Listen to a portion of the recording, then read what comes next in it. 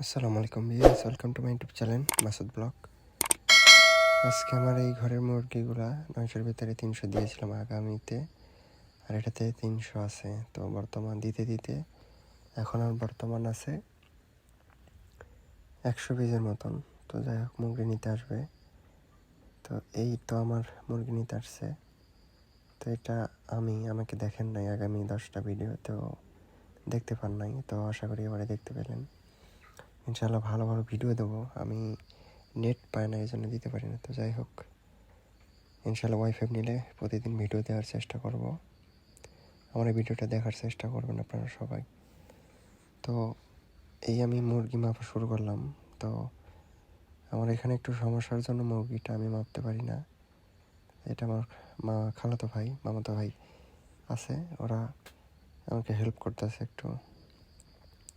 মুরগি খুব অল্প আছে, 300-র ভিতরে দিতে দিতে এখন 120 পিসের মতন আলহামদুলিল্লাহ ওজন আসছে। মোটামুটি 2 কেজি 200 গ্রাম করে পার পিস ওজন আসছে।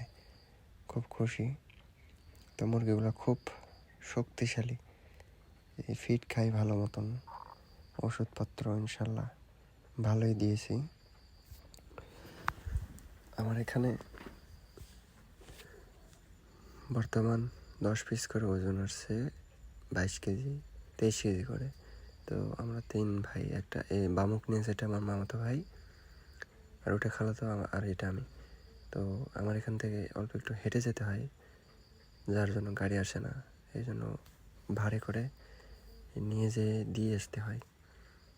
তো আর 10টা করে 20টা মুরগি আমার ভাই বামুকে করে নিয়ে যায় ভাড় দিয়ে, মানে যেটা বাংলাতে বলে ভাড় দিয়ে। তো ভিউয়ার্স, আমি ভিডিও বানাতে পারি, ভালো করে দিতে পারবো আপনাদেরকে। নিজস্ব খামার এটা, আমার খামারে কত টাকা লাভ হয় এবং কত মুরগি আমি পালি মাসে, কিভাবে পালি, কোন কোম্পানির বাচ্চা ফিড, এবং একটা মুরগিতে কত টাকা খরচ হয়, কত টাকা লাভ আসে, সেটা আমি আপনাদেরকে বলবো ইনশাল্লাহ।